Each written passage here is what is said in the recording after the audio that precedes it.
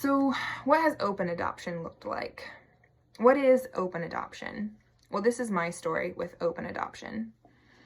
So as I've stated before, I was not encouraged or enabled or even allowed to get to know the people who were adopting my son prior to placement day, paperwork being signed, and everything being permanent.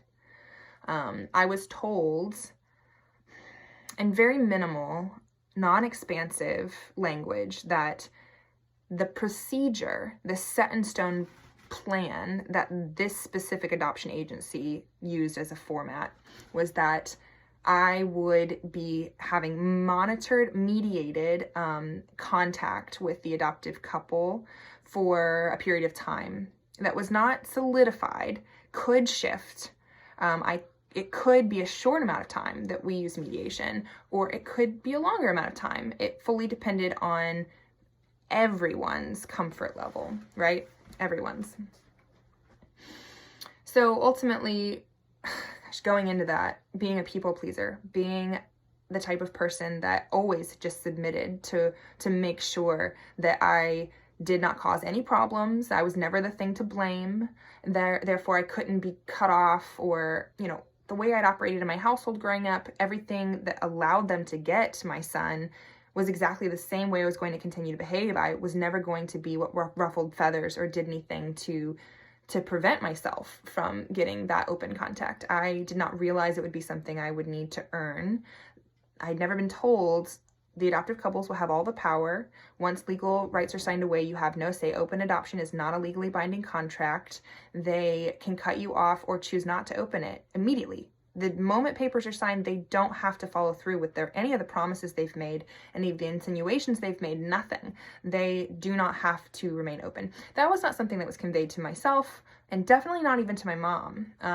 My mom has had her own extreme grief surrounding how deceived she felt about the whole situation. That's another thing, though. So for the first year, I had to go up to the place of my trauma, the adoption agency, while I was attending to the next door university, without wanting to be there. I was there because my mom wanted me to be there. And I had to go back over to the home to receive pictures that came in. Maybe it was once a month, maybe it was once every 3 months. I could look through my pictures and know for certain. But I think it was once a month. Has to have been, because I have quite a few. And I would have to sit on a phone call with the woman who facilitated the adoption and mediate conversations about how my son was doing, how his bottle feedings were going, how his doctor's appointments were going, like what his milestones looked like, things like that. After the first year, I was elated to finally be told that they felt comfortable enough with me to open the adoption. Yeah, that was the emotion I experienced, elation. I'd been approved. They decided they liked me and felt comfortable enough with me. I also was incredibly, continuously traumatized by having to go submit myself to that facility that was still telling me that I had to earn the privilege of access to my own child. And I also felt very grieved and sad that the situation was what it was, that they felt that they deserved my son all to themselves, but that they felt they needed to get to know me to decide how comfortable they felt with me. The whole situation felt so icky to me and deeply upsetting to me. I felt so violated and hurt by all of it. But of course, I couldn't say that. I would ask, how do you guys feel? Are you feeling like you want to open things up? But after the first time I asked that and they said that they wanted to see the full year through, I got my answer. My answer was that you want to continue to hold on to the power that you have to be in charge. You want to set the tone that you are in charge. So I didn't ask again. I didn't pester and pester. When I got the feedback all along the way throughout open adoption, I always listened to it with intense spidey sense. If I misstep even a little bit, make them feel even a little bit uncomfortable, I knew from the very beginning that would lead to further boundaries being set. So I acquiesced after the first time I asked, and they said, no, let's wait through the year. So then the year came around, I asked, and it was opened. We got their address, we got their phone numbers, I got my son's last name. So then we had one in person. mediated at another adoption agency meeting midway between where they lived and where I lived in North Carolina. So I had gotten to see him one time in person in that year. And then after the openness began, we still had another mediated, and I might be a little off on my timelines here, but we still had an additional mediated meeting, and that might not have been a full year because I don't think I was married to my husband yet then, but he was there and his family was there at that visit. So I guess we had 2 in-person mediated prior to things being fully open. So the things were fully opened, and I remember the first time my husband and I were not yet married, but they paid for us to have like a little cottage to stay in near their home. Which all of that made me feel so uncomfortable, you know, like I'm sure they were looking to save a little bit of money. They're also, I think, probably trying to be somewhat generous while also holding a boundary and not inviting us to their home. So it's a complicated mixed bag there. We weren't invited to their home. Our child was living in their home, but we weren't invited to their home. And that might have been okay. I don't know what their living situation was at the time. I think some things that played out that made them have better accommodations for us occurred after that, and that's okay, you know.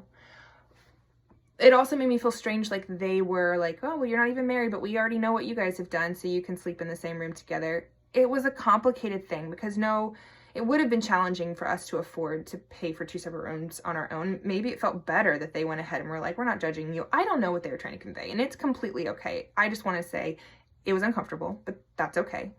And we had our first visit, and we did a lot of outdoor things. We went on some hikes. We tried to get to know them. We tried so hard to make a bond. At that point in time, I just thought to myself, you know, they don't know me yet. Maybe I can get them to fall in love with me. I often am able to get people to enjoy my company when I work really, really hard to be loving, kind, and read people and understand what they're looking for in relationship and within connection. And I work abundantly to accommodate that and to offer that. So I knew it was a skill that I had been groomed from my childhood to be very good at. And I had a lot of hope. I had a lot of hope that I'd be able to really build a deep connection with this family that did not know me, had been taught by the industry of adoption that this is how things go. So I had a good bit of hope and optimism. And some of those earlier visits went okay. You know, he was really small. I was able to kind of ooh and ah over him in some ways that I wasn't as afraid could be upsetting or cause an issue because he's a little tiny guy and he's so adorable, and it's a little easier to just go on and on about that without it maybe triggering deeper feelings of like deeper revealings of what was really going on with me. I felt more freedom to touch him and snuggle him because he was a tiny guy, you know. So those earlier visits went okay, you know, but here's the thing. My husband and I got married a year after we lost him, and the adoptive parents actually were willing and did come to our wedding. I'm very grateful that my son was there for that. I'm grateful that they brought him to that. It was all very confusing. At one point in this scenario, the adoptive mother did say to me, I always thought you guys would probably end up married. I always thought you'd probably end up together. That's another piece. Other people had said that to me while still promoting my separation of my son from myself. And I'm just like, well, if you thought that this was going to happen, if you could see something that my parents clearly could not see, you know, my parents have told me countless times, if we'd known you guys were going to get married, if I'd realized how in love you were, how you wanted to be with him, again, that's my parents' fault for not promoting connection and communication within my childhood, but rather being controlling. They've said, you know, we wouldn't have encouraged this. We never would have done this. So the fact that other people, specifically the person who wanted my child away from me, says to me that they thought I would end up with the father, end up married, you know, that was only hurtful and upsetting and very, very confusing. I am still very glad that they brought him to our wedding. Right before I walked down the aisle, I saw him down in the front and I completely lost my mind. I just fell apart, sobbing hysterically, weeping hysterically. All my makeup got ruined. I'll never forget, a family member standing nearby saw me and had no idea what was happening. Like, why have I just completely fallen apart? And ran and got me tissues, and I tried to make my way down the aisle. But that's really the pivotal moment for me of my wedding, was seeing my son and just living in heartache all throughout the wedding ceremony. So in these earlier visits, when my husband and I would go down after we'd gotten married to see my son and his family at their home, we actually eventually then, the next time, we're invited to stay at their home, which was, it felt maybe potentially the beginning of something that could have been more inclusive, and maybe I thought in the beginning we could have a voice in this relationship somehow over time. And, you know, my husband and I, we tried to talk about our early relationship, what had happened, why I'd been sent away to a home. We tried to talk to them about the fact that we had not been allowed to speak to each other during my pregnancy. Just really basic stuff. Like, it's really strange to not even talk about ourselves at all in that way. It wasn't even like we were like, okay, we have an agenda, we want them to see what happened, because surely then they'll see how messed up this is. We weren't that hopeful. We honestly were just trying to feel known. But because everything we revealed was having everything to do with why we knew them and why they had our son, really, the conversation always got changed and shifted. And pulled away. Like, we really never got to divulge very much of our truth or what happened, because they would change the subject, or try to spin it and be like, well, this is what the Lord just had in store, and then they'd move on. You know what I mean? Like, they didn't really want to talk about it. So my husband and I read that, and we read those situations play out again and again and again. And after one of the visits, I even said to him, I said, maybe these group situations are too much. Maybe if you're in the backyard talking to just the father and I'm in the kitchen talking to just the mother, you know, we can have more intentional, maybe, conversations. So we even tried those approaches. And again, my husband has a little bit better of an ability to remain objective. I'm an empath, so I tend to merge a lot with someone's energy when I'm speaking with them. He had a little more success in trying to have our story shared with the father than I ever was able to find with the mother. I always sensed that I didn't just sense it. There was a few things that got said to me. At one point, she said to me that she was always nervous that Jake was going to grow up and see this young, beautiful family and be very attracted and drawn to us, and that made her worried. She said that to me. And I remember that I just did not know what to say to that, because of course that's my greatest hope, is that he will want to know us and that he will be attracted to his biology and who we are and our story and want to know me. So I did not like having that said to me. I'm not sure in any way what she could have possibly wanted me to say back, especially in light of the fact that she wasn't willing to listen to or hear my story or how I was truly feeling. So it was just a projection of what she wanted, I guess, me to respond to her with. And then another thing that happened over the years, when my kids started getting older, so I'll say this first. So I was pregnant with my daughter.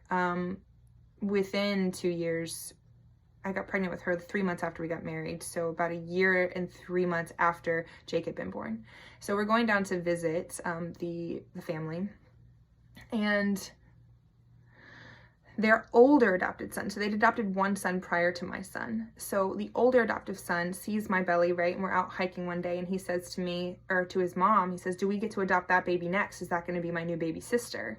And, you know, the adoptive mother just kind of laughed and was like, oh, no, you know, just kind of rubbed it off, brushed it off, and we just like moved on. And I'm just kind of left feeling just really icky. I didn't get any like love or affirmation, or I'm sorry, like, we're teaching him this, and this, like, nothing. And I don't even know what I would have wanted her to say that they're teaching him, because I don't think I would have agreed with what they're teaching him, that I gave my first baby to them, but I'm not going to give my second. Like, what is she teaching him?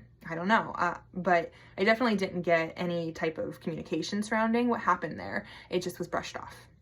And then further down the road, when my kids got a little older and I knew, who knows what they could say, you know, they're being raised in a home where I have told them about their brother every single day of their life. I've always been living with trauma and grief, so I've kept my children very informed, and that has been incredibly hard work to do.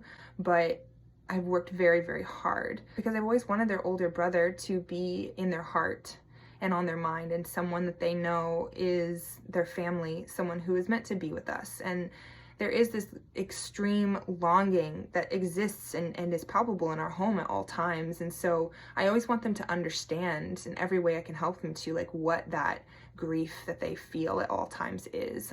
They're always hearing it being conveyed between my husband and I. So even though they're children and they don't know a world in which he's a part of our family, they also do. They've always known exactly what it feels like for him to be missing. So I talk to my children about him constantly. His pictures are up everywhere, and in going on a visit, of course, I'm very nervous. I have worked very hard to speak loving and kindly about his adoptive family to my children, for the biggest reason being, I want my children to be a safe and supportive place for him all throughout his life. And I want the relationship to be as healthy as possible. So I've tried so hard to speak lovingly of the adoptive parents in a way that helps my children to know that I don't have hatred. And I have always tried to help my children to understand that their brother has never known anyone as his parents except for them. So I've worked very, very, very hard at trying to get into their minds and help them understand, like, well, you can't just want him to understand, because he doesn't. That hasn't been his lived experience. And I can't go on and on about the literal hundreds of conversations we've had about that. It's not natural work to have to do. It's not a natural thing to need to have to teach your children. It's very complex and very difficult to do. So we're going on a visit though, and I know my daughter's at that age where she is likely, if she finds herself alone for a moment, going to probably say something to her older brother. So I'm very nervous because I know that that could go all kinds of bad. I bent over backwards for weeks, months leading up to the visit, talking to her about how she needs to understand to be very cautious, not to have those types of conversations with him when no one's around, not to talk about the family dynamic that's going on, just to work really, really hard on trying to have fun and create memories together, but work very hard at this age not to have those conversations yet. But it happened anyways. We leave the visit and we get home and it's my birthday evening actually, and it's 11:30 at night, and I'm out with some friends trying desperately to navigate the grief, the agony, and the numbness I'm living with having just left him. And I get this text from his adoptive mother. It's very long, going on and on about how if I can't get my daughter under control or teach her the correct truth, that they would cut off contact with us. And apparently what my daughter had said to my son is that your mom is actually your stepmom, my mom is your real mom. And I responded to her, and I just tried so desperately to say it in a loving, kind, and careful way. I said, I have been working tediously to help my daughter understand this adoption family situation that we're in. But please work with me and understand that she's only, I think she was 7. And this is incredibly complicated and hard for her to understand.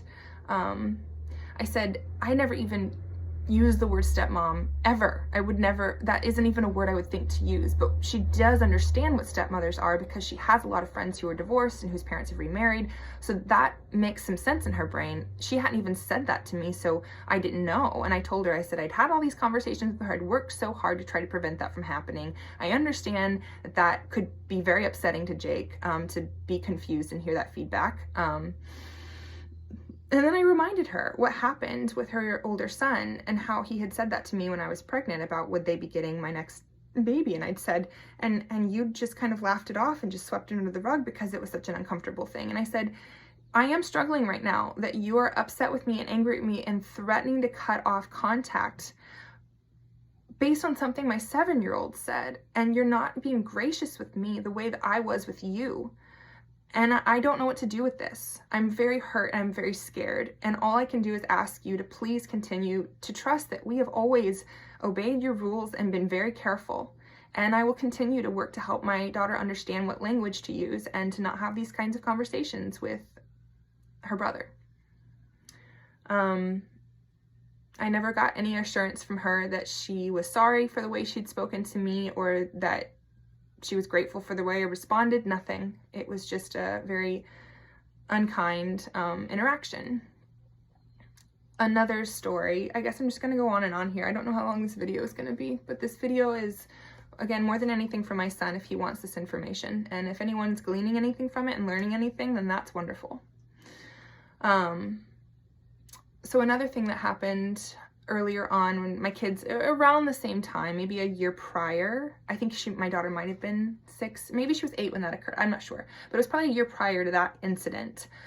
We had been visiting, and I had been working really, really hard on a plan I had. I wanted to convey something to the adoptive mother, and I was so nervous about how to convey it, but I knew I needed to.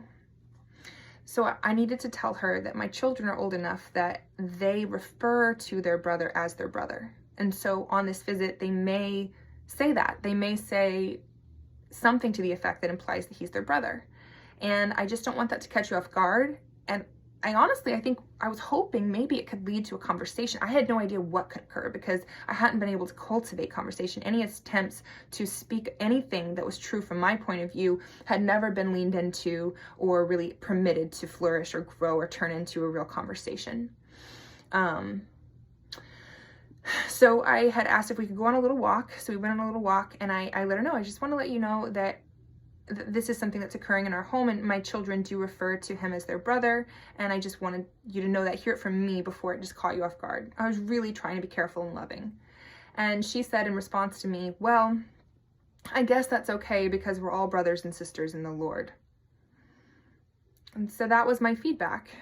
She did not see my other 2 children as full biological siblings of my son that she was raising. That told me 1,000,001 things. And of course, I didn't have the ability to respond to that in any kind of challenging way. That would have been unwise. If you can't see why that would have been unwise, I wasn't willing to risk losing contact. And as I found out just a year later, I was right. I've been right all along. Anything we do that's a little bit outside of their comfort zone, even unpreventable things, they're looking for reasons to hold boundaries and to cut us off and not allow us to form deeper, real, meaningful connections. So my husband and I decided that we needed to make a big change in our lives. We, as I've mentioned, were born and raised in the South. And that's where my son still is further south of where we lived in North Carolina. And I just was really struggling to survive, just at all. And a lot of what was really hard for me was the culture in the South that aligns a lot with adoption principles. It's just such a dense atmosphere of not being able to see the system adoption for what it is, that even if I'd have like a really meaningful conversation with a person and share my story, as I've mentioned before, I'm always called unique. And then when I come out, so we ended up moving out to Seattle, Washington. People don't call me unique out here. They don't. I don't get told I'm unique unless it's someone from the South. That has happened. But people out here are just like, what? They're a whole lot more like, tell me more. I need to know more. I need to understand the system more. And so I can't say that I knew what it was going to be like out here, but my spirit was just very drawn out this way. And that has continued to have been the very best choice I could have made for my family. I absolutely hate how far away I am from my son. But that said, I actually don't feel any further away from him than I felt being 5 hours away from him by car. I'm now 5 hours away by plane. The boundary's always been so strong. I've never been able to feel close to him in any real way. So I had to do what I had to do for my mental health if I was going to continue to try to be strong and capable of being who I hoped I could be for him when he comes looking for me. And then when we arrived in Seattle, unfortunately, we've had a lot of struggles with jobs, and we've really struggled to have the financial means to go back for visits, but I'll continue with that in a minute. Right before we moved here, I talked to my husband, and I knew this was a pivotal moment where I needed to beg. You know, we had a lot of theories, we had a lot of feelings, we've had a lot of experiences that had told us that they did not want to hear our story, that they did not want to know what we really felt about the adoption, or how we currently were feeling, how we felt when it happened. But I said, you know, I haven't actually spilled it all out and really begged for our story to be heard. So before we move, I have to. I think I'll always regret it if I don't. So I asked in advance before we were coming down for a visit if I could take the adoptive mother out to a coffee. And so we went to coffee, and I gave her my whole story. I told her about my childhood. I told her about what had happened at the home. I told her about how my parents had made me feel. I told her about how voiceless in the whole decision I had been. I told her as much as I could think to. It was terrifying. I was trembling head to toe, terrified. Because we're on a visit currently, and I don't know what could happen. I'm trying to curate this conversation and sharing my story in a way that's reading her energy and trying not to upset her in hopes that we're still going to go back home and I'm going to have another day or so with my son, right? Of course, at this time, again, I'm not trying to get cut off from contact, so the way I did convey it was careful.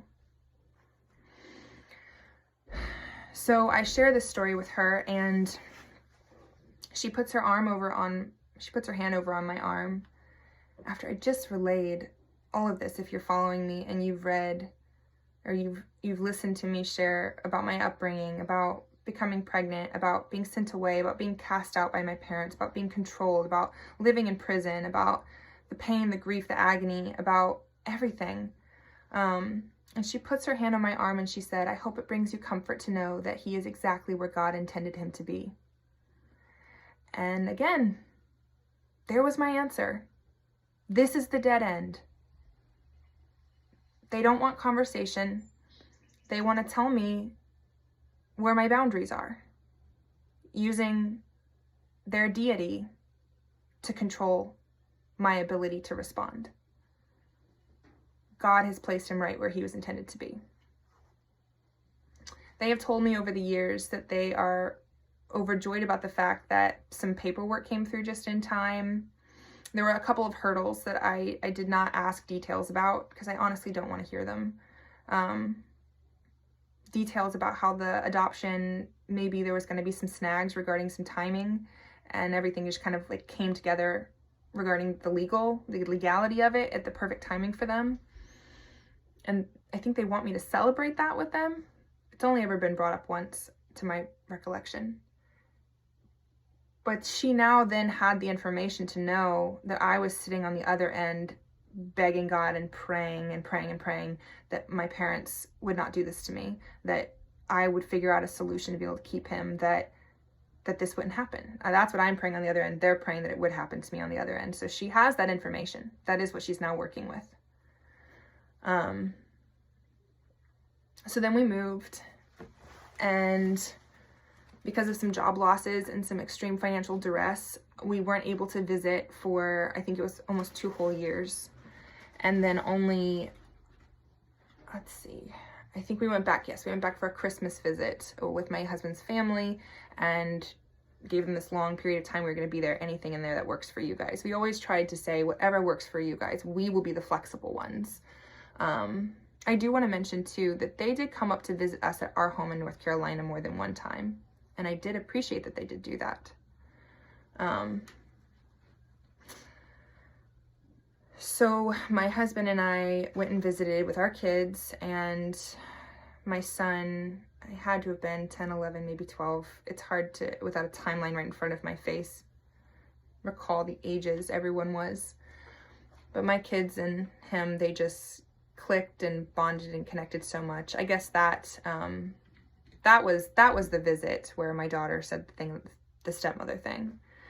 And so then we went back home to Seattle, and we weren't able to come out again for a little bit. And at one point I spoke with the mother on the phone, and I just cried to her and told her how desperately grieved I was that I wasn't able to come see him. And I tried to just connect with her and help her to see the grief I was living with, because I wanted her to convey it to my son, that the financial situation we were in was so bad, and that I just was so grieved that I'd moved far enough away that I couldn't get to him for our visits, and I wanted to. But she said, don't you worry, he's just fine. He's absolutely fine. You do not need to worry yourself for 1 second. Don't you worry. And it was just so demeaning and dismissive, because I was literally crying to her, asking her to hear my grief that I was unable, because of financial limitations, to visit my own child. And she wouldn't validate what I was expressing at all. She wouldn't. All of these messages, they speak volumes. They speak everything. So then I might miss some details in and out here, but when we moved to Seattle, I had my mom on limitations. She wasn't allowed to reach out to them without asking me first. She wasn't allowed to have visits without asking me first. I always wanted to make sure, because I saw how limited our visitation ability was going to be based on the limitations they were placing. I didn't want my mom to match me. I didn't want her calling just as much as me, visiting just as much as me, sending things just as much as me, because I didn't want that to send a message to my son that I'm not the one that's his mother. I didn't want him to get any kind of messaging that my mom still rules the show. Or I also wanted to put my mom on a leash and just be like, you know what? You did this. You didn't want your grandchild. Like, yeah, I do want my son to hear feedback from the rest of his family that he's loved and wanted, but I had her on a tight leash because of a lot of reasons. My mom can be very assertive, and she will just go after something she wants, as is evidenced by what happened to me. She wanted a connection with her grandson. So I knew when we moved away, after the feedback I'd gotten when I shared my story with the adoptive mother sitting at coffee before we moved, and she'd said to me, he's right where he's supposed to be, I decided to let my mom go. I decided to let her have free reign. What are you going to do? You guys know that my mother is who picked you out, who chose you, who interviewed you, who made all of this happen. I know that they know it was my mom. As a matter of fact, at one point, the adoptive mother specifically told me, I know that your parents made this decision for you. And again, I want to reassure you. Actually, it was at that coffee date is when she said that whole sentence. I know that your parents made this decision, and I hope that you can be comforted by knowing this is right where he's supposed to be. So it was all kind of a part of it. So I knew that she knew my parents. I didn't even need her to say it to know. It's so obvious. The way I sat there dormant in the interview room, just the fact that I was locked away in a prison while I was pregnant, I mean, she knew. So I let my mom go. I let her off the leash. I let her call as much as she wanted, send what she wanted, all this. And I knew it was going to be incredibly annoying to the adoptive family, because I'd always had this terror of being cut off, which had been the control that they'd had over me. But my mom, what are they going to do? She's an I'm sorry, Mom, you're not that elderly. She's not an elderly woman. She's in her 60s now, but at the same, within conservative culture, there's respect for your elders, right? So I knew that likely they weren't going to know what to do with her. And I knew that she was going to drive them nuts. And I also knew that that would be another way to make sure that Jake could see in some way, like, oh, it upsets my parents when my biological family tries to be a part of our lives. I wanted him to see something. So a few years into us living here, maybe 5 years into us living here, one day I'm at the park, and after I had not heard from the adoptive mother directly, she had not called me to talk to me or been on mediated phone calls that throughout the time that we weren't able to visit our son in person, we'd had FaceTime calls a couple times throughout the year on specific holidays that were pre-agreed upon. And of course, we always wanted more, but we always just submitted to what we were allowed to have. So I hadn't heard from her directly. She hadn't been on any of those mediated FaceTimes, which honestly I'd appreciated, because those mediated phone calls over these years have been so incredibly painful and uncomfortable. It's literally what it is. We're being watched, we're being monitored to make sure we only say what the adoptive parents want us to say to our son. So this has prevented us from ever having any real conversations with him. but anything. Everything is literally dictated by the adoptive father kind of being like, let's talk about this next, let's talk about that next. And like, we bring up all those predetermined subjects that we know we're allowed to talk about, like sports, what's going on in his life. We try to talk about our life. We try to leave out anything that we know is not permitted or not acceptable. We try to create bonds between our children. We try to just get everybody laughing and hopefully having a positive memory. We try really, really hard not to make it like a list of questions or to be an annoying event for our son, because a lot of the times this is falling on Christmas or his birthday or on a holiday. So I'm wanting to make sure that it's a fun, memorable experience. My husband is wonderful about trying to make it funny and engaging whenever my emotions sometimes just can barely function. We've tried so hard with these calls. But anyways, I hadn't heard from the adoptive mother directly in years. And one day I'm at the park and I see her calling me. My whole body just completely shuts down, I'm flooded. My kids are playing on this structure and I'm just panicking. So I answer the phone and she says to me, she just kind of starts going on and on about how, I used to prevent my mother from calling them whenever she wanted to. She said, you used to have rules for your mother and now she's just calling all the time. She calls constantly and it's just crossing our boundaries. It's more than what we want. And I'm calling you up to ask you to speak to your mother and place the same rules on her that she used to have. And I won't go on with more of what was said to me. It was a very upsetting and strange conversation. I just don't want to say too much in case anyone could say, well, that's not exactly what I said. But that is what was said, in essence, is that the adoptive mother wanted me to tell my mother to go back to the old rules because that had been their preference. I'm sitting here like very amused, honestly, because I'm like, yes, this is exactly how I wanted this to play out. You promised we'd all be a big family. This is his grandmother. This is what she's like. This is why you have my son. Because she is so ferocious in the way that she goes after what she wants. So assertive. Don't want to say the wrong thing. She is so very assertive when she goes after what she wants. And that is how and why you got my son. And that is now what you're going to live with.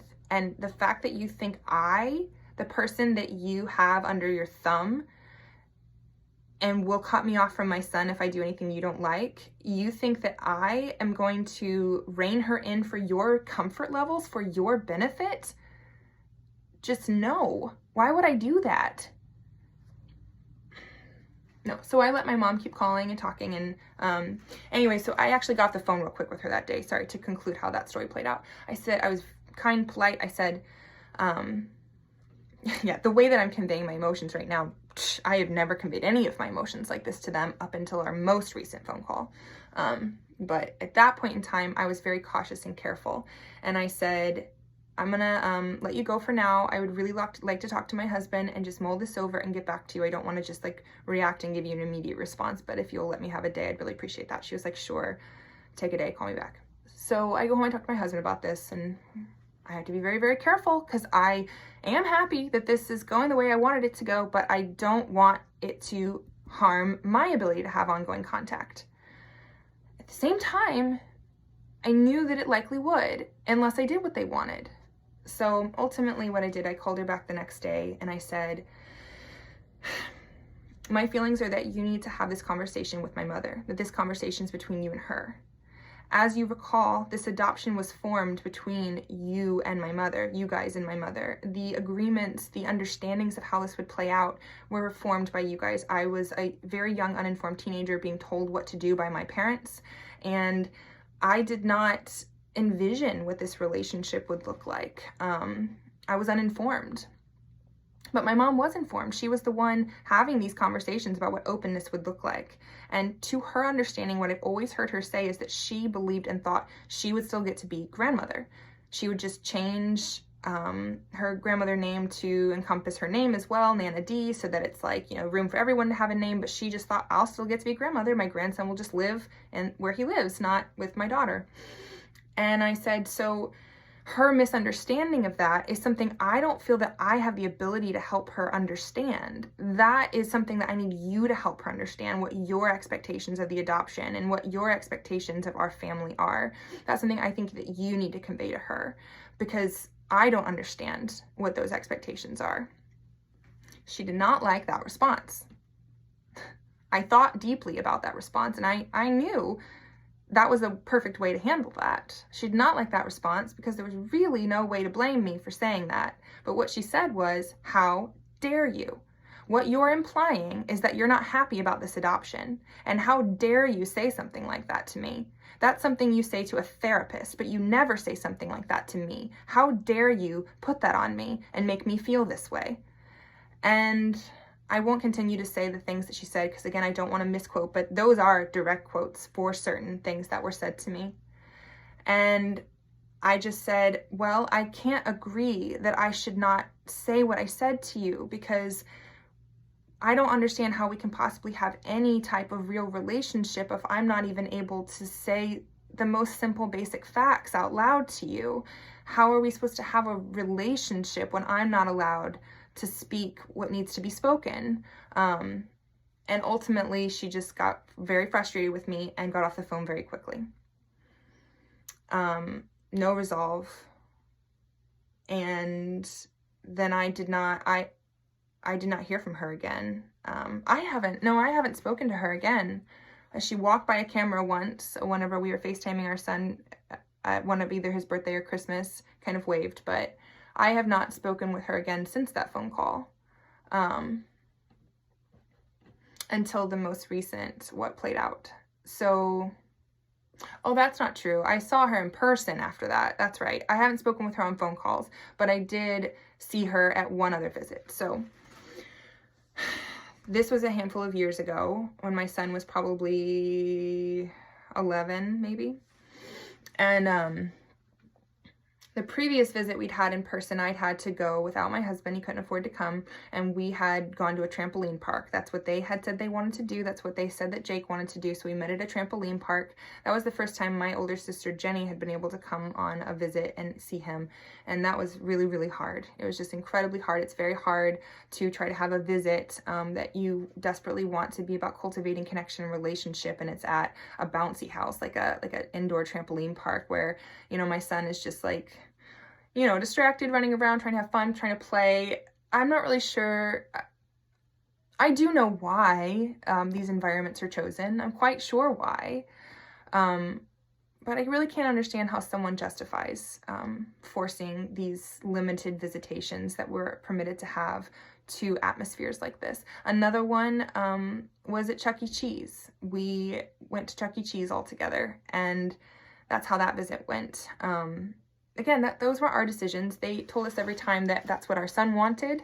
Okay, he's a child, and you're encouraging that this event to be about a loud, chaotic, distracting atmosphere versus like quality time and connection. We had, like I said earlier on, been allowed to be in their home more when he was younger, and as things kind of got more awkward over the years, like the push for these experiences to occur is how it began to play out. And so the more recent visit that we had, they said that he wanted to meet at Chuck E. Cheese. And we were just like, it's Saturday. Chuck E. Cheese is going to be so crowded. I was flying across the country, barely had the means to do so, was so excited to get to see him. The whole experience for me is just trauma. My body's just completely wrecked by it. And so I did. I was like, I have nothing to lose. I'm not even allowed to really speak to him at all. We only get 2 phone calls a year. They'd reduced it down to that, saying that's what our son wanted. And I, in a combination, yes, think that he probably had expressed on some level that is, he didn't want as frequent conversations. I have a lot of theories as to why. I have endless openness in my heart to hear him tell me why. I have a lot of understanding as to why that probably was the case for many reasons. Namely, it's incredibly uncomfortable. These conversations that are being monitored and watched and are not allowed to progress in any kind of a natural way, they're incredibly uncomfortable. So I understand if my son, in fact, was truly 100% saying, I don't want to. Whether that had to do with trying to please anyone in his life or if it was genuinely just something he was feeling and being told was an option. That's okay. But so this visit at Chuck E. Cheese, I just was like, all right, I'm going to say something. I'm going to beg.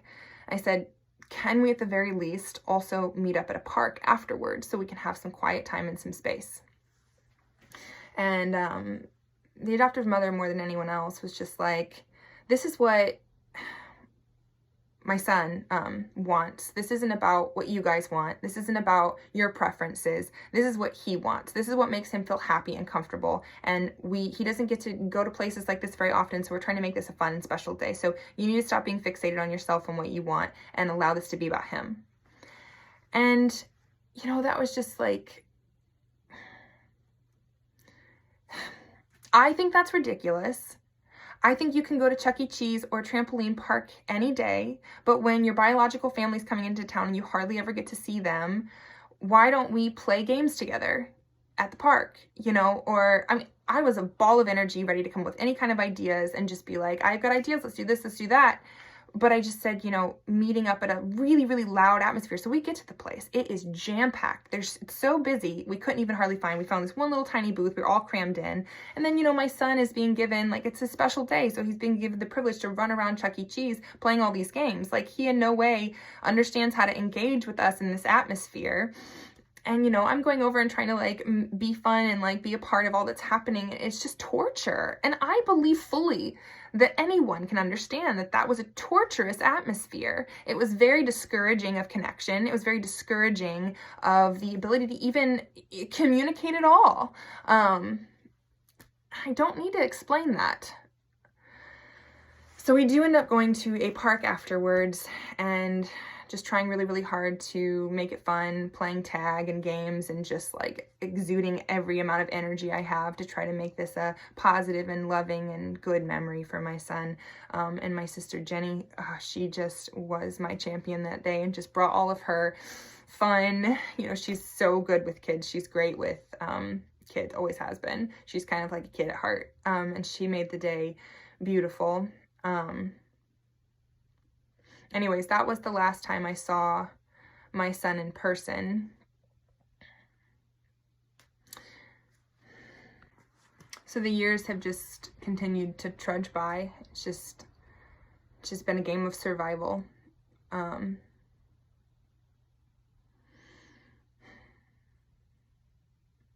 My whole life's just been a game of survival, you know?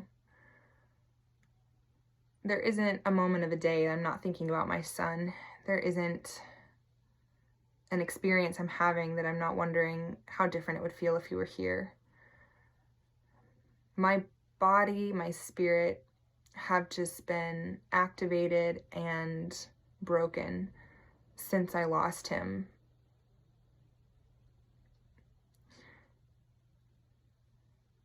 So the desperation has been building. Of course, it's only built over the years, that desperation to talk to him. And then knowing that he's coming of age, him getting to 11 and 12 is when things began to get even harder for me, if possible. It feels so hard to say that it could get harder, because how could it get harder? It's just been agony every day. As my son's gotten closer to 11 and 12, it's just so hard because I remember so much of those years like it was yesterday, and it's just so difficult not to be thinking about what he might be feeling, what he might be thinking 24/7. Whereas when he was a little bit younger, you know, I know that there's a bit more naivety, even if you have, as I hear adoptees talk about, just like really complex, complicated feelings you don't know how to put outside your body in your younger years. I know that as you get closer to adolescence, like those feelings do begin to magnify in many ways. And so I started trying to talk to my husband a handful of years ago. I just known in my gut for a long time that it would be around 12, 13, 14. And I hated to admit it, but I always kind of thought it would be more like 14. I wanted to believe that my son was just thinking about me more often when he was younger, but he is not me. He is a boy, and his life is different in a lot of ways, and I have to go with my gut. And my gut told me, and it told my husband too, you know, his gut was telling him, it's not time yet, it's not time yet. But finally, when he turned 14, I just knew. I knew it through and through. I woke up one morning, and it was literally 5 a.m. in the morning, and I woke up and I went upstairs and I wrote my whole story down. without stopping. And that was the letter I ended up sending to his parents. So right before I had sent the letter, I had asked for a phone call with just his mother. And like I said, I hadn't spoken to her in years. I'd seen her at that visit, but she hasn't been intentional to have a relationship with me. And so I'd asked for that phone call with her, and she had said no. She texted me back and said, no, I won't have a phone call with just you, but we can have a phone call with my husband and myself together on a phone call with you. She did not say we can have a phone call, the four of us. She said, I won't have a phone call alone with you, but my husband and I will have a phone call together with you. So I said, okay, we can have a phone call, the four of us. I'm very, very sad. The one time that you called me, I answered the phone immediately. I'm trying to be respectful. I'm sending you a text. I'm asking you, giving you time to prepare yourself. And you're saying no. But okay, we will have a phone call with the four of us. So we had a phone call, the four of us. I'm petrified. I'm terrified. I know what we're going to do. We're going to ask them to see us, to hear our humanity. I don't want to articulate that phone call. That phone call was so traumatizing. That is one of my more traumatic memories that I will have to live with for the rest of my life. But the grand takeaway from that phone call was being said to more than one time, we do not need or want to know your story. We do not need or want to know your story. Not surprising, because I already knew that. But I was glad that they said those words in such specific and clear ways, you know? So that's when a few days later I woke up and I was just like, I'm gonna go write it all down. And I'm just like, the letter started with, I know you said you do not need or want to know our story, but I believe that my son is deserving of this information. He's deserving of me fighting to make sure that you have this information, because I don't believe that you're making an informed decision about what you think you do or do not want without having this information. So I don't care that you don't want this information. I'm going to be able to tell my son one day that I did everything I could to make sure you had this information. So at the very least, you have it. You can choose not to read it, but I'm going to send it. So I did. And the letter we received back was horrifying and incredibly traumatizing. And I'll, again, boil it down to just one thing in particular that was said, and that was to tell me that I needed to behave more like my husband.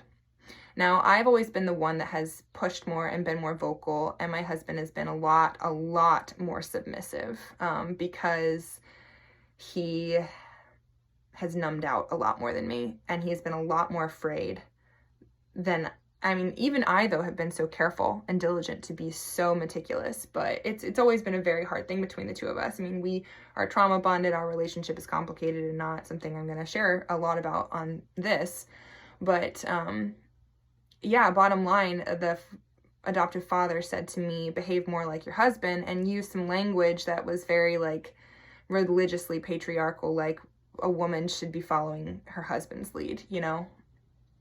So I looked at my husband, and this was a huge pivotal moment in our relationship, and I'm on the floor wailing and sobbing, and I said to him, I will never forgive you if you don't write your truth and your story and back me up here.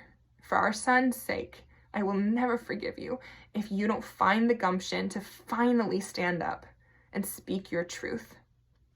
And I'm incredibly proud of him because he did it immediately. He immediately poured every ounce of love that he could find within his very broken and shattered soul, and he wrote his whole story and sent it.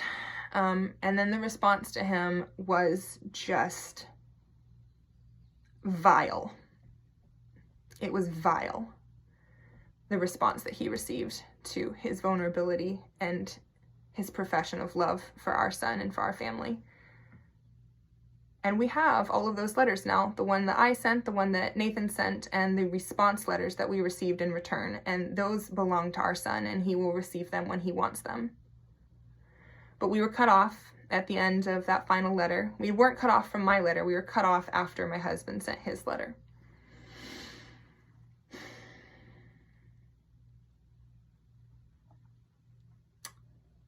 So that's open adoption. My child has never been given any freedom at all, any encouragement at all to develop a relationship with me. And the reason I can know that, regardless of not knowing about a million moments behind closed doors I've not been present for, is that I personally have never been in an experience with him where there was an ounce of encouragement for real relationship to develop. And I have to say that this is 100% true. When you're being monitored at all times by your adoptive parents, when you're in the presence of a biological family member, that in and of itself is control. Children, undeniably, are going to be reading their primary caregivers the only security they know in the world's energy, reactions, behaviors, and everything that they say and do. And that's always been the case for my son or anybody else that's been adopted since birth. You only know the adoptive parent.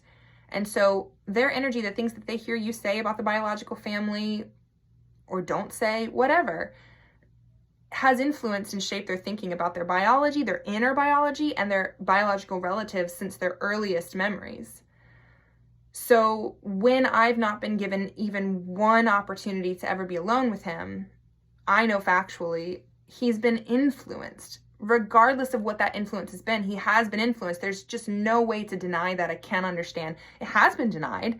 We have been told in that really horrifying conversation right before the letters got sent that this is all up to our son. This isn't about us. This is about him and what's best for him. And you don't even know us. How can you sit there and say that you're better for him? You don't even know us. He doesn't know us. It's not about us. It's definitely more about you.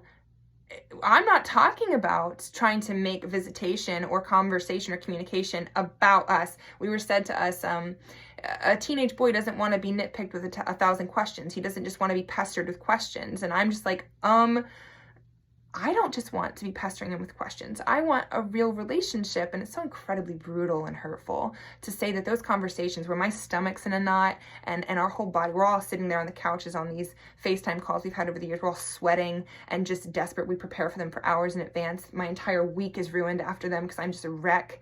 You know, trying desperately in these like 2-hour long conversations we have to be fun and engaging and not let him feel bored by this controlled visitation ability that he has with his biological family. We're trying so hard to make it a beautiful experience for him in any way that we possibly can. And you're going to mock me like that and tell me that that's not something that a teenage boy is interested in? I mean, okay. Okay. It's not what I want either. I want him to come out here and visit us on vacation. We're wonderful people. We have this huge family that loves him. There's absolutely nothing that he needs to be protected from. At this point, he's 14. He could 100% come out to visit his family for a week. Why would that not be wanted?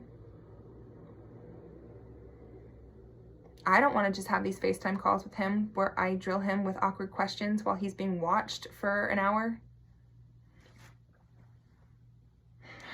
I guess I'll end this and say, my son, our home is wide open. You have been wanted every single day of your life. I want you. I want anything that you're ready for. I also am not going to pressure you in any way ever. I'm always just here for you, to listen and to learn anything that you want me to know about you. Also to give you any kind of space you may need. I'm just forever anything you need from me. And I can't sit here and act like I can actually feel like I'm talking to you. I don't. I feel like I'm talking to a camera. I don't know what it would feel like to talk to you.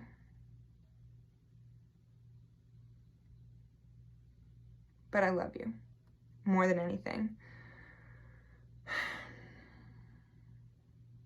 I can't even really show the emotion of that. I can't even imagine what it would feel like to be with you without being watched or controlled or monitored, but just me and you again. I never got to be alone with you, except for before you were born. And even then, in the maternity home, I was never alone. I had roommates, there was staff around constantly. The only time I was ever alone with you, I hope this isn't weird, is when I was in the shower, because no one was allowed to follow you in the shower. So I'd stand in there and talk to you and sing to you. Just be alone. That was the only time I ever was alone with you, ever, in my life.